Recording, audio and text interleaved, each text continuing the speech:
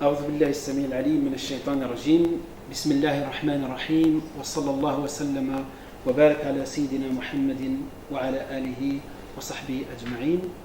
Louange à Allah, nous le louons et nous implorons son secours et son pardon et nous cherchons refuge auprès d'Allah contre les maux de nos âmes et de nos mauvaises œuvres. Celui qu'Allah guide, nul ne peut l'égarer. Celui qu'Allah égare ne trouvera jamais de guide. J'atteste qu'il n'y a point de divinité digne d'adoration en dehors d'Allah qui est unique et sans associé. Et j'atteste que Muhammad sallallahu alayhi wa sallam est son serviteur et messager, qu'il a honoré son dépôt, transmis le message, élevé le voile de l'ignorance et lutté dans le sentier d'Allah jusqu'à sa mort. Ô vous qui croyez, craignez Allah comme il le mérite et ne mourrez qu'en pleine soumission. Ô vous qui croyez, craignez Allah et parlez avec droiture afin qu'il améliore vos actes et vous pardonne vos péchés. Quiconque obéit à Allah et à son messager obtient certes une grande réussite. Rabbi shrah li sadri wa yassir li amri wahlul 'uqdatan min lisani yafqahu qawli. Subhanaka la ilma lana illa ma 'allamtana innaka antal 'alimul hakim. Seigneur, ouvre-moi ma poitrine et facilite ma mission, aidez-nous un nœud en ma langue afin qu'il comprenne mes paroles. Gloire à toi, nous n'avons de science que ce que tu nous as appris. Certes, c'est toi l'omniscient et le sage. Mes chers frères et sœurs, assalamu alaikum wa rahmatullahi ta'ala wa barakatuh. Donc voilà, le sujet d'aujourd'hui, c'est la position de l'islam par rapport aux dons et l'implantation, greffe des organes. Et donc, pour répondre à un certain nombre de questions par rapport à cette grande question, qui est nouvelle, que la communauté musulmane n'a pas connu ça auparavant. À l'époque du prophète sallallahu alayhi wa sallam, et la médecine n'a pas arrivé à un tel niveau de technique et que cette question de greffe d'organes n'était pas posée. C'est la raison pour laquelle on ne trouve ni dans le Coran, ni dans la sunna du prophète sallallahu alayhi wa sallam une réponse directe.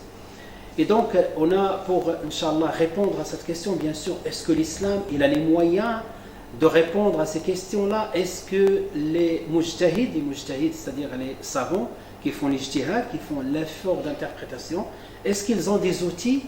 Est-ce que le prophète sallallahu alayhi wa sallam leur a laissé des outils pour pouvoir élaborer des fatwas, des décrets religieux? Donc, Inch'Allah, c'est la raison pour laquelle, dans un premier temps, on va essayer, Inch'Allah, de parler de ce côté-là, de l'ijtihad en islam, comment elle a été élaborée, quelle est son histoire, les grandes lignes bien sûr, et quelles sont les tendances, et pourquoi aujourd'hui on va trouver une grande majorité, la majorité des savants qui autorisent cette pratique, et quand même une minorité, une petite minorité qui ne l'autorise pas, et on va pouvoir parler pourquoi. Inch'Allah, on a besoin de quelques outils pour le moment pour, Inch'Allah, répondre à toutes ces questions-là. Le prophète sallallahu alayhi wa sallam, durant sa vie, c'était lui la référence. C'est lorsqu'un croyant, lorsqu'un musulman pose des questions, soit le Coran qui va répondre, soit le prophète sallallahu alayhi wa sallam, il reçoit al-wahi, il reçoit la révélation, et le prophète sallallahu alayhi wa sallam lui-même qui va répondre.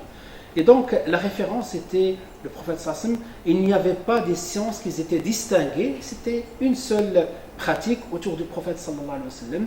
À l'époque, on ne parlait pas de la sira, on ne parlait pas de le fiqh, du droit musulman, etc. Et donc le prophète sallallahu alayhi wa sallam, dans beaucoup de versets coraniques, on trouve yas'alounak anil, par exemple, al-khamr wal-maysir. Il t'interroge au sujet de, par exemple, al-khamr, le vin et les jeux au hasard. Et on trouve beaucoup de versets coraniques de cette façon-là. Et c'est Allah qui révèle, et la réponse, Qul, Allah il lui dit, et il donne la réponse. Mais le prophète sallallahu alayhi wa sallam, durant sa vie aussi, donc pour l'autonomie et pour l'indépendance intellectuelle de la communauté, parce que la société musulmane elle allait évoluer, il y avait les expansions, il y avait d'autres qui vont intégrer l'islam, qui ne sont pas des arabophones, donc il y avait des paramètres qui vont rendre, si vous voulez, le côté juridique musulman, le droit musulman, un peu plus complexe, des questions nouvelles qui vont se poser, d'où des questions qui continuent à se poser aujourd'hui. On nous pose la question par rapport au don d'organes, mais demain peut-être il y aura d'autres questions en fonction de l'évolution des sociétés. Mais l'islam, il a, si vous voulez, ses repères, il a ce qu'on appelle les fixes, et on a ce qui est variable, donc ce qui est al-thawabit, qui ne bouge pas, qui ne va jamais bouger, comme la croyance, comme les fondements, comme la salat, etc. Et on a d'autres qui sont des variables, ce que les appellent les ulama al-mutaghayyirat, al-thawabit. Et donc tout ça c'était instauré à l'époque du prophète sallallahu alayhi wa sallam. Donc même l'idée de l'ijtihad, le prophète sallallahu alayhi wa sallam, il l'a encouragé. Il a encouragé par exemple les compagnons comme Mu'adh radiyallahu anhu, lorsque le prophète sallallahu alayhi wa sallam, c'est un hadith qui est célèbre, qui est connu. Chaque fois qu'on parle de l'ijtihad, on pense au hadith de Mu'adh. Et donc Mu'adh radiyallahu anhu, ibn Jabal, le prophète sallallahu alayhi wa sallam l'a envoyé en tant que juge au Yémen, et il lui a posé la question, donc avant de partir, il lui a dit comment tu vas juger entre les gens. Il lui a dit je vais chercher dans le livre d'Allah. Il lui a dit sallallahu alayhi wa sallam, et si tu ne trouves pas, il répond je cherche dans la sunna du prophète sallallahu alayhi wa sallam. Et si tu ne trouves pas, il a dit je vais pas utiliser, c'est-à-dire il va faire usage à la raison, à sa raison. Donc, je vais faire al-ijtihad. Et donc le prophète sallallahu alayhi wa sallam, il était satisfait de cette réponse. Et aussi donc des compagnons comme Omar ibn al-As, donc avant ils ne connaissaient pas par exemple le tayammum, n'était pas encore instauré, n'était pas encore révélé. Et comme Ammar ibn Yasir radiallahu anhu, une fois il s'est réveillé, donc il était en état de souillure, de janaba, et donc il n'y avait pas d'eau, il n'a pas pu se laver. Qu'est-ce qu'il a fait? Il va, comme on dit, donc il va avec son instinct naturel, donc il va essayer de s'enrouler dans la terre. Et lorsqu'il va rentrer, le prophète sallallahu alayhi wa sallam, et lui a expliqué que c'est pas comme ça qu'il fallait faire comme ça, toucher avec la main, et on passe sur le visage une seule fois, et sur la main une deuxième fois. Et donc le prophète sallallahu alayhi wa sallam, il n'a pas remis en question l'ijtihad de ses compagnons. Et pareil pour Amr ibn al-As, etc. Il y avait beaucoup c'est-à-dire de cas dans lesquels le prophète sallallahu alayhi wa sallam, il a encouragé l'ijtihad, c'est-à-dire l'effort lorsqu'on n'a pas de texte devant nous. C'est-à-dire quand je parle de texte, le Coran et la Sunna, on n'a pas de texte, donc on a recours à l'ijtihad. Et même le prophète sallallahu alayhi wa sallam, il va les encourager au pluralisme, même dans la fatwa. Et ça, c'est dans une histoire qui est connue à la suite de la bataille des coalisés, donc al-Ahzab, ou lorsque le prophète sallallahu alayhi wa sallam, il va leur dire la nusalliyanna al-asra fi bani Qurayda, donc il leur a demandé d'aller faire de se rejoindre tous à Banu Qurayda, une tribu, et il leur a dit on fait la prière là-bas, c'est-à-dire voilà comment certains vont la comprendre. Sur la route, l'heure de l'Asr va arriver, donc certains vont comprendre à partir de cette indication, c'est qu'il faut se dépêcher. Et donc quand c'est l'heure de la prière, ils vont s'arrêter, ils vont prier, un groupe des compagnons. Un autre groupe, ils vont voir une lecture, si vous voulez, littéraliste. Ils vont dire, ils vont rester figés par rapport au texte du prophète sallallahu alayhi wa sallam, parce que tout ce qu'il a dit le prophète sallallahu alayhi wa sallam, c'est un hadith. Donc qu'est-ce qu'ils vont faire? Ils vont dire, nous, on fait l'asr Banu Qurayda comme le prophète sallallahu alayhi wa sallam l'a dit. Et ils ne vont pas le faire. Et lorsque ils vont rentrer, donc ils ne vont pas se fâcher comme ce qu'on fait des fois entre nous quand on n'est pas d'accord, alors qu'eux ils sont restés unis, ils n'ont pas oublié l'objectif, malgré qu'ils avaient une divergence par rapport maintenant à la lecture de ce texte du prophète sallallahu alayhi wa sallam. Et donc en revenant, le prophète sallallahu alayhi wa sallam, ils vont exposer la situation devant le prophète sallallahu alayhi wa sallam, il va accepter les deux. Il va accepter les deux. Donc là, si vous voulez, c'est comme ça, c'est les premières histoires dans lesquelles on va voir cette tendance de certains compagnons qui voient la finalité des choses, la raison d'être des choses, la motivation des choses, et d'autres qui vont rester figés avec le texte et appliquer le texte à la lettre. Et donc même ces tendances aujourd'hui, ils sont toujours, si vous voulez, d'actualité. Après la mort du prophète sallallahu alayhi wa sallam, beaucoup de questions qui se sont posées.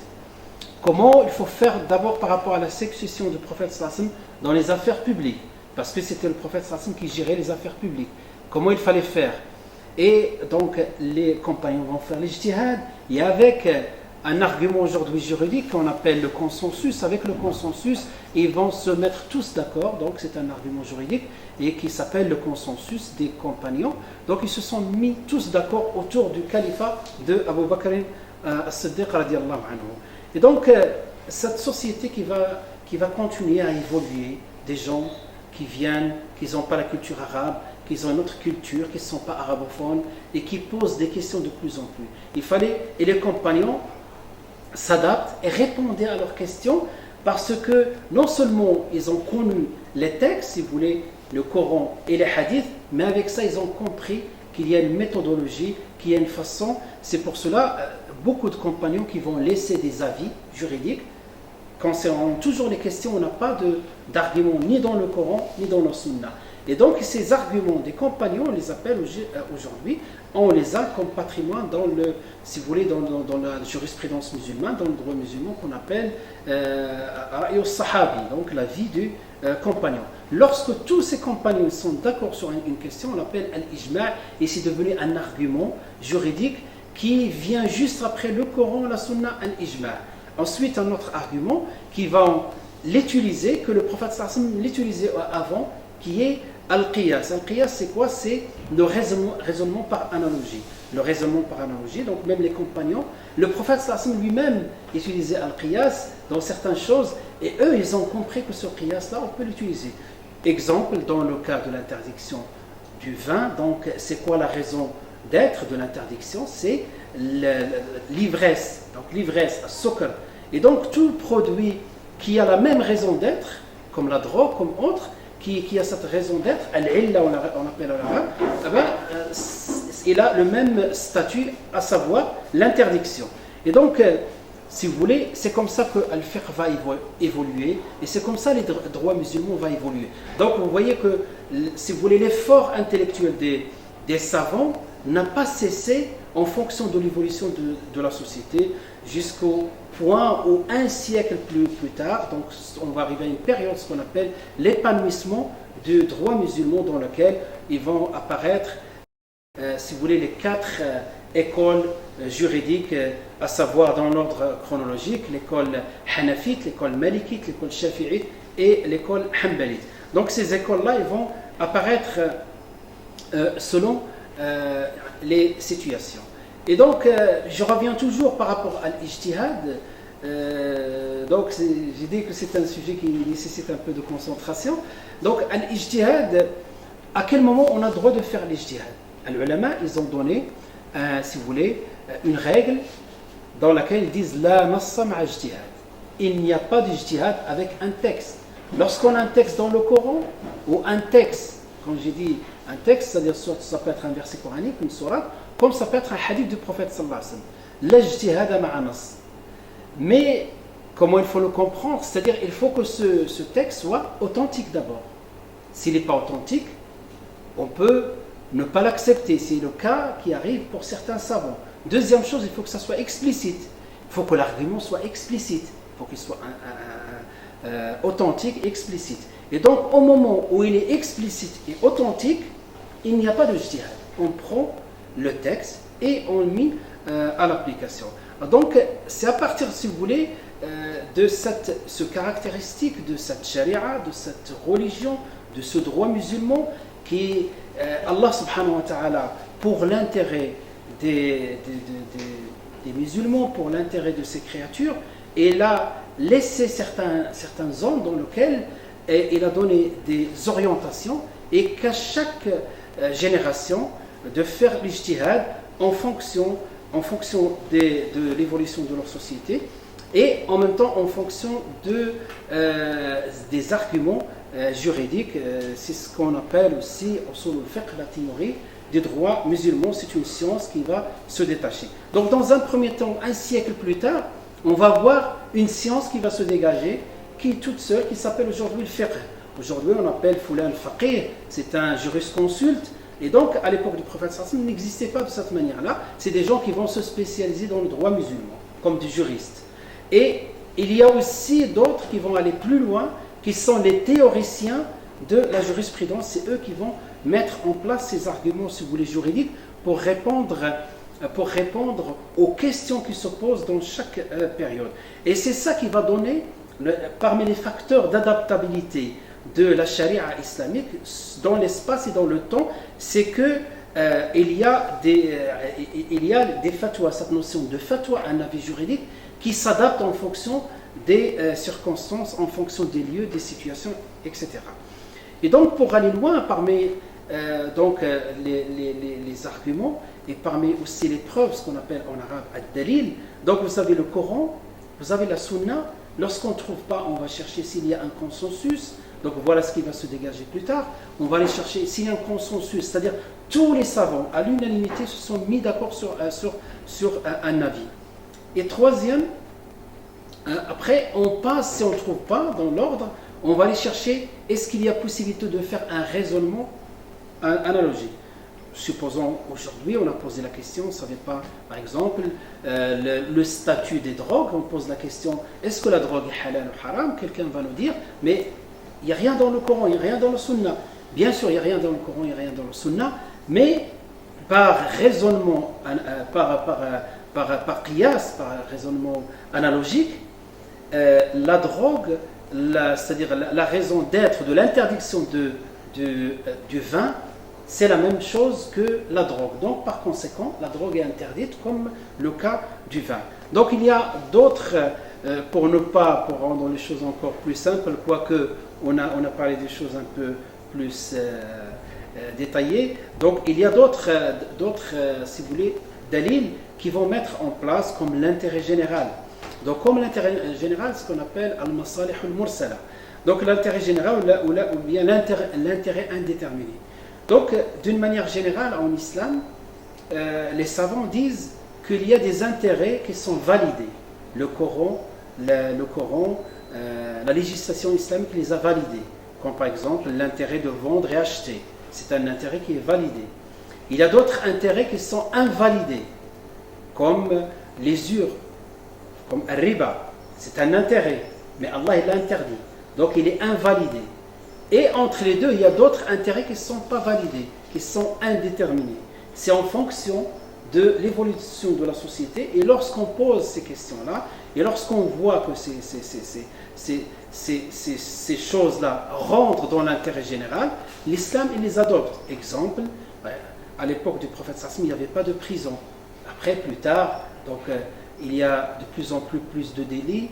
Il y a des délits qui n'étaient pas dans les sanctions pénales, qui n'existaient pas, et des fois on a besoin de mettre des gens en hors état de nuire, et donc les jurisconsultes, ils ont validé la mise en place des prisons. Donc à l'époque, moi je parle de 13 siècles, ou voire 14 siècles en arrière. Et donc voilà, c'est un argument juridique. Donc avec ça, Inch'Allah, je vais avancer un peu plus vite. D'une manière générale, il va y avoir trois tendances, trois écoles qui vont émerger avec l'histoire. La première école, ce qu'on appelle l'école de Ar-Ra'i, c'est l'école de la raison. C'est l'école qui était les gens, et parmi ces gens-là, il y avait même des compagnons comme Abdullah ibn Mas'ud qui vont s'installer en Irak. Et donc, ils vont enseigner à des élèves, à des étudiants, et plus tard, il va y avoir parmi les étudiants les plus brillants, il va y avoir l'imam Abu Hanifa, le fondateur de la première école. Et là-bas, donc, ils n'avaient pas beaucoup de textes, ils avaient beaucoup plus de questions. En Irak, c'est un lieu où il y avait convergence, il y avait beaucoup de civilisations qui se rencontrent. Et donc, cette école, qu'est-ce qu'il a mis en place? C'est que, si vous voulez, l'axe central de cette école de Ra et de la raison, ils ont dit que dans les textes, dans les arguments juridiques, il y a toujours une motivation. Et donc, chaque fois qu'il y a une motivation, donc chaque fois qu'il y a un argument juridique ou une prescription juridique, il y a derrière une motivation. Et donc, ils vont aller chercher ces motivations pour, si vous voulez, produire des fatwas, donner des avis juridiques. À l'opposé, il y a une autre école qui s'appelle l'école de Al-Athar, l'école de la tradition. Cette école de la tradition, c'est une école qui va se baser surtout sur des textes. Ils cherchent qu'il y ait un texte. Même s'il y a un hadith qui n'est pas authentique, pour eux, mieux que d'utiliser la raison. Et donc, cette école, il va s'installer plutôt dans le Hijaz, à Médine, à la Mecque. Et aujourd'hui même, on voit son influence qui est toujours d'actualité. Donc, l'école salafiste, c'est dans cette tendance-là. Plus tard, donc, une autre école qui va se dégager qui s'appelle l'école de l'Maqasid, l'école des objectifs supérieurs à l'Maqasid. Et donc, il va y avoir beaucoup de savants auparavant qui vont mettre en place, si vous voulez, les arguments de cette école et les principes de cette école. Parmi eux, par exemple, je pense à Al-Juwayni, qui était 4e siècle, si je ne me trompe pas, de l'Hégire. Donc Al-Juwayni, et le Juwayni, après lui, donc il y avait Abu Hamid Al-Ghazali, le célèbre Hujjatul Islam. Et donc lui, il va parler de finalité, c'est-à-dire d'une manière ou d'une autre. Il a dit dans ses arguments que, si vous voulez, toutes les prescriptions juridiques, tout ce qu'Allah nous a demandé de faire ou de ne pas faire, ou le choix de faire ou ne pas faire. Donc, il s'oriente vers des finalités, vers des objectifs. Et donc, ces objectifs, les objectifs d'une manière générale, les objectifs donc, qui vont dans l'intérêt des êtres humains, donc les jalb al-masalih, comme ils disent en arabe, pour attirer l'intérêt des êtres humains et tout ce qui leur apporte préjudice, l'islam l'écarte. Et donc, d'où ces 5 finalités, si vous voulez, supérieures, les 5 finalités objectifs supérieurs qu'on entend parler souvent, qui sont, donc c'est le premier qui a parlé de ça, c'est Abu Hamid Al-Ghazali. Il a dit que l'islam est venu dans ses objectifs supérieurs, de préserver la religion, protéger la religion, protéger la raison, protéger la religion, protéger al-nafs, l'âme. Et donc ça, c'est qui va avoir une relation, un rapport avec les dons d'organes. Donc les objectifs, si vous voulez, supérieurs de l'islam. Toutes les prescriptions juridiques, ils vont dans ce sens-là. Premièrement, préserver la religion. Deuxièmement, préserver al-nafs, l'âme. Préserver la raison, d'où l'interdiction de l'alcool et des choses comme ça.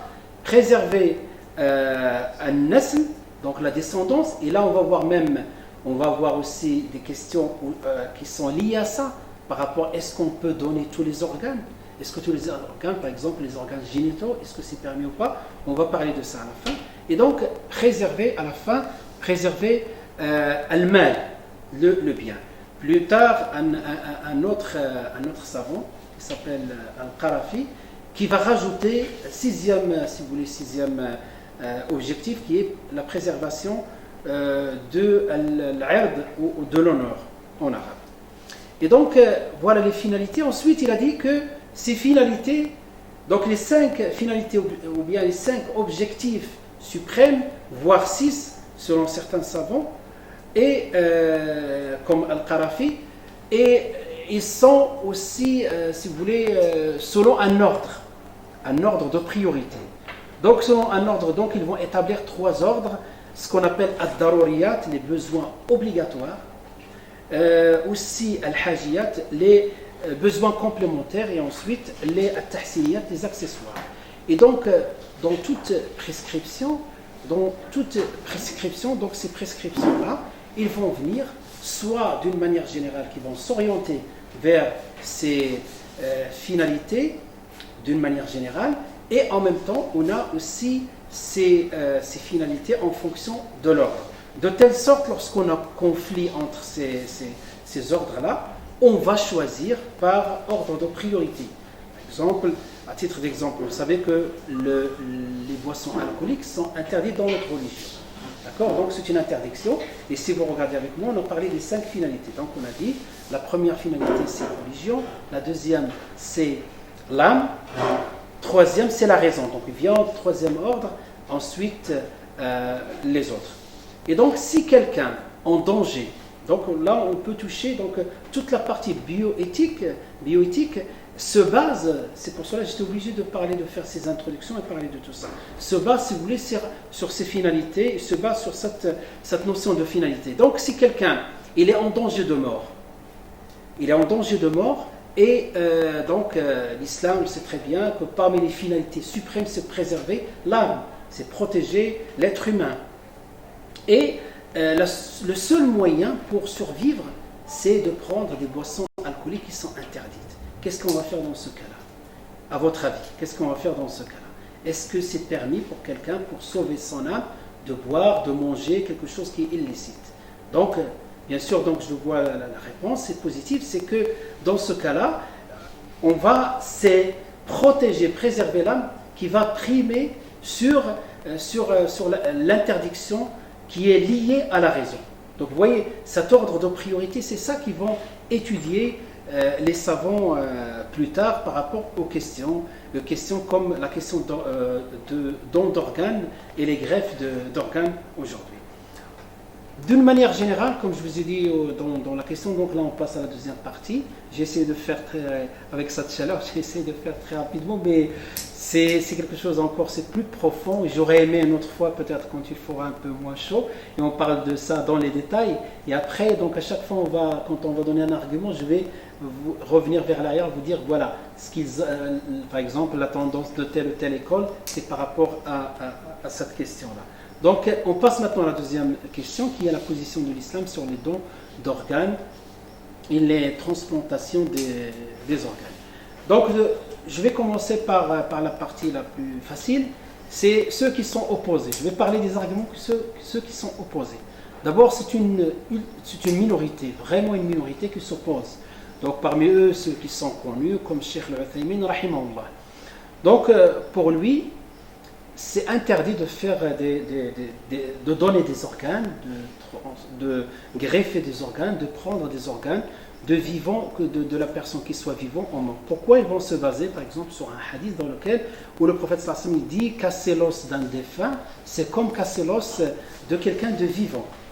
Donc, c'est-à-dire le respect du corps de l'être humain, mort ou vivant, c'est un respect pour eux. Donc voilà. On revient un peu sur la lecture, si vous voulez, traditionnelle. Là, on est un peu dans la tendance de l'école qu'on a dit, l'école de l'Athar, l'école qui va essayer de lire une lecture littéraliste du texte. Donc, pour eux, c'est interdit pourquoi? Parce qu'on n'a pas le droit le fait de casser l'os d'un mort, c'est comme casser l'os d'un vivant.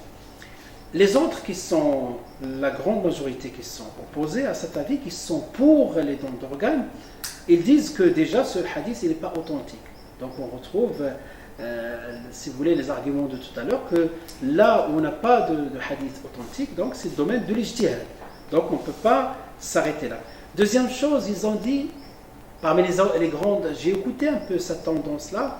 Deuxième chose, ils ont dit, le corps ne nous appartient pas. Il appartient à Dieu. C'est Dieu qui nous a donné ce corps-là. On n'a pas à donner quelque chose qui ne nous appartient pas. On leur a répondu aussi, on leur a dit, mais l'argent pareil, même le Coran, il dit وَأَنْفِقُوا مِمَّا جَعَلْنَاكُمْ فِي مُسْتَخْلَفِينَ. Allah subhanahu wa ta'ala nous demande de donner l'argent qui ne nous appartient même pas, qui appartient à Dieu. Et pourtant, Allah il nous dit de donner cet argent. Donc, si on utilise les arguments de l'qiyas par rapport à ça, donc, puisque Allah nous a donné l'argent, il nous a dit qu'il ne nous appartient pas, et pourtant on donne de cet argent-là, pareil, le corps ne nous appartient pas, on peut donner. Donc, j'ai préféré commencer par cette partie-là pour dire qu'il y en a qui s'opposent, mais c'est une minorité. Après, maintenant, la grande majorité, elle est dans une autre lecture de texte, qui est les conseils des fatwas du monde entier.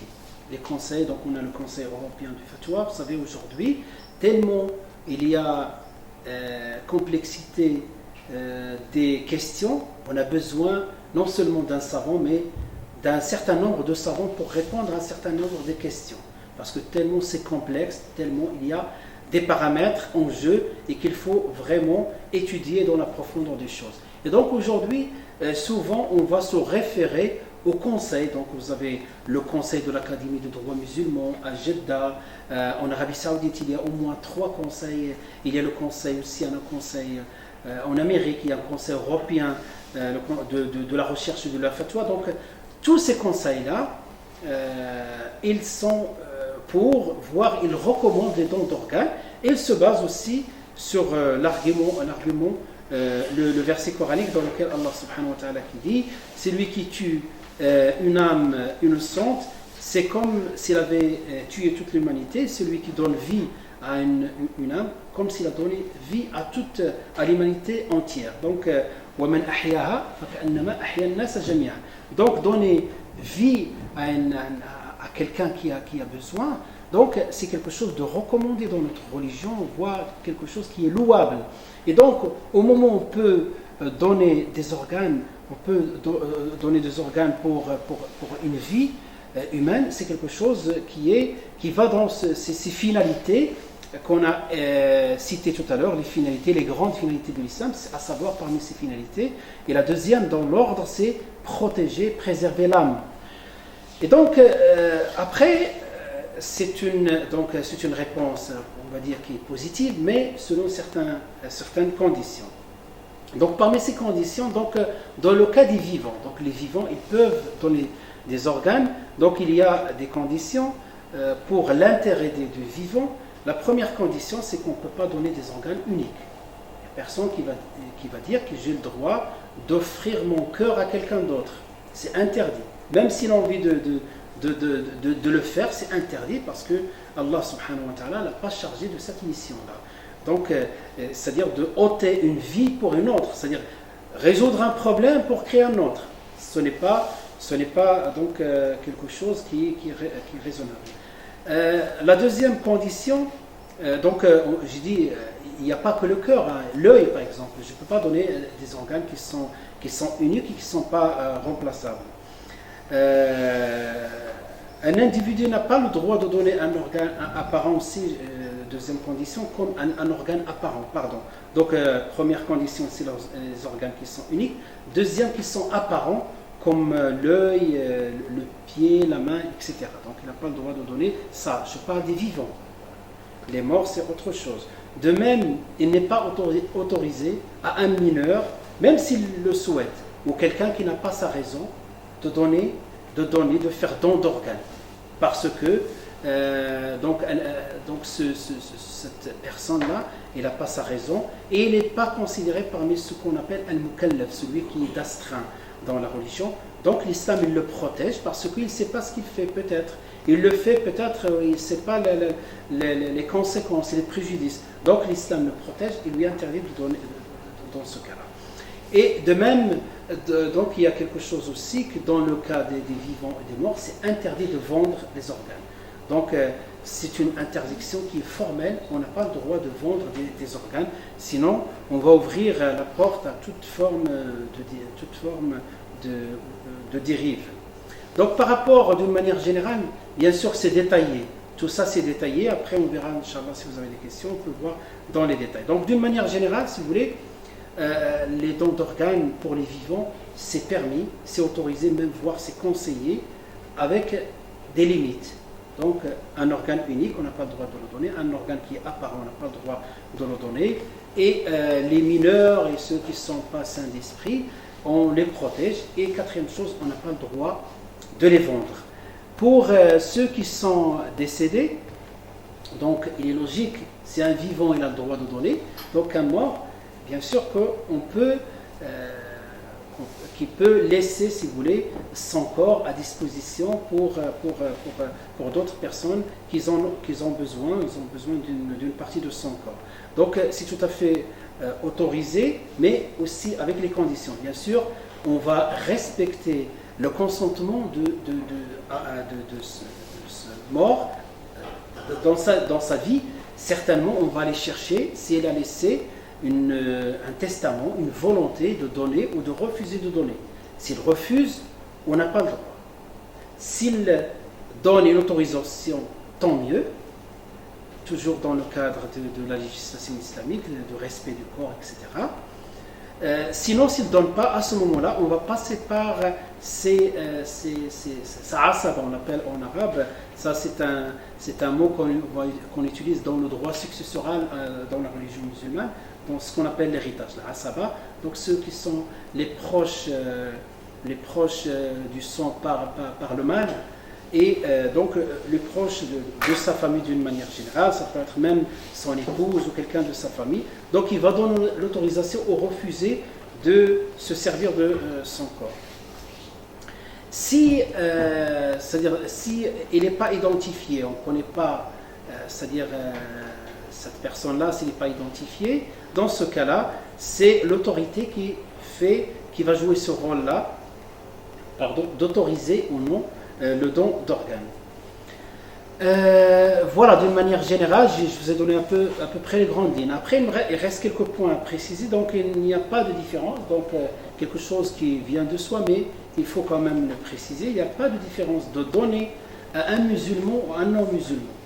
C'est une question qui est tout à fait, nous, en tant que musulmans, si on a besoin, on ne va pas poser la question est-ce que cet organe appartient à un musulman ou pas. Donc face à la mort, donc on ne va même pas poser cette question-là. Il est logique que les musulmans peuvent donner leur organe aux non-musulmans parce que Allah, d'une manière générale, il a honoré l'être humain.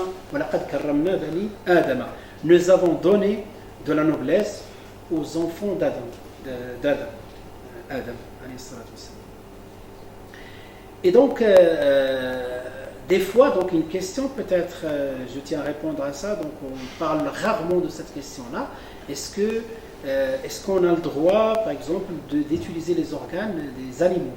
Donc, c'est quelque chose de répréhensible, c'est-à-dire makrouh, sauf en cas vraiment de nécessité extrême. Si la personne, donc si on ne lui donne pas cet organe-là, il va mourir. Dans ce cas-là, donc toujours la vie qui prime, si vous voyez, par rapport à maqasid qu'on a cité tout à l'heure.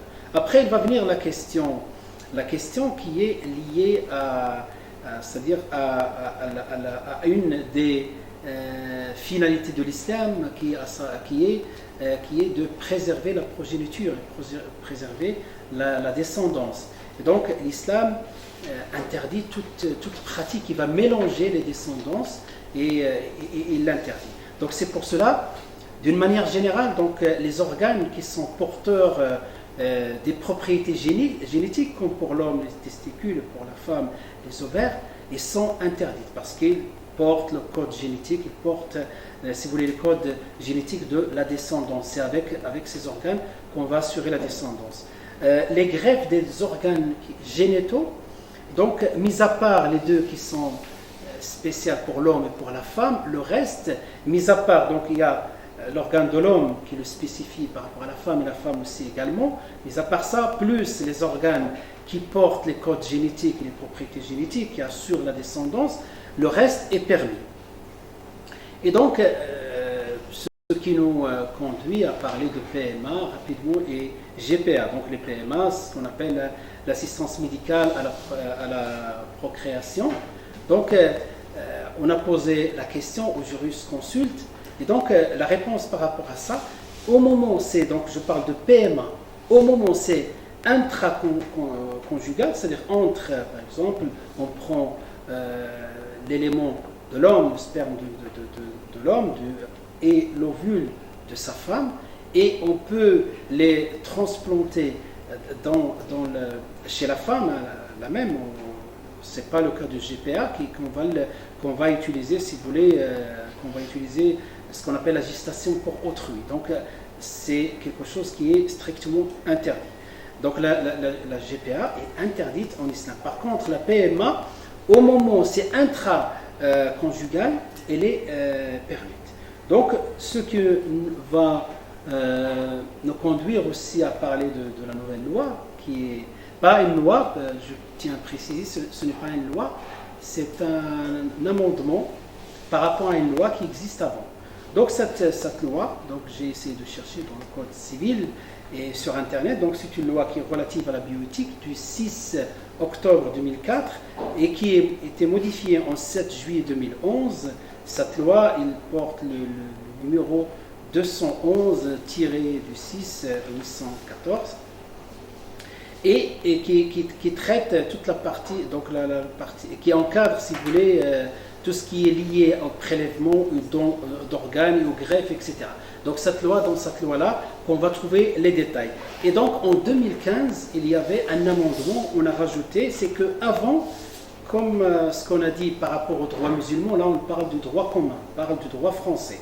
Avant on a parlé dans le droit musulman, si le défunt n'a pas laissé de testament, à ce moment-là on va aller voir sa famille. C'était le cas auparavant. Mais depuis 2015, donc manque d'organes, parce que même j'ai oublié d'apporter des chiffres par rapport au don d'organes qu'il y a vraiment un manque important par rapport aux donateurs. Et donc l'État il était contraint à changer la loi, ou bien apporter une modification par rapport à la loi. Et par rapport à ce consentement, aujourd'hui, si le défunt ne s'est pas explicitement prononcé dans son vivant contre le don d'organes, donc si tu n'as pas écrit dans ton testament que tu t'opposes au don d'organes, donc qu'est-ce qui va se passer? Il n'appartiendra plus à ses proches de se prononcer à son nom.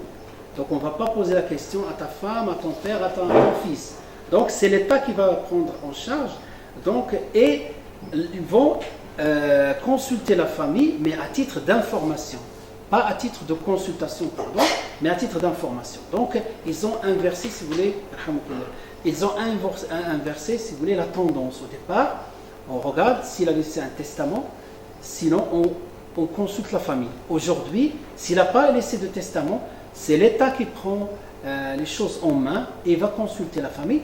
Donc, au moment où nous, on n'a pas laissé de testament, si on meurt, si il juge le médecin qu'une partie de nous peut servir à un malade, ils vont le mettre à exécution, c'est-à-dire le conseil ou bien la demande du médecin sans consulter la famille. Donc, maintenant, est-ce qu'il faut laisser des testaments pour s'opposer? Moi, je dis non, parce que comme notre religion et les conseils, tous les conseils du monde musulman, ils se sont prononcés par rapport à cette question. Ils ont même rendu l'acte de don d'organes comme un acte qui est louable. C'est une sadaqa, pour quelqu'un d'autre. Voilà, donc j'ai essayé de faire le tour de toutes les questions. Inch'Allah, je m'excuse par rapport au temps qu'on a passé. Donc ça a duré à peu près 45 minutes. Et Inch'Allah,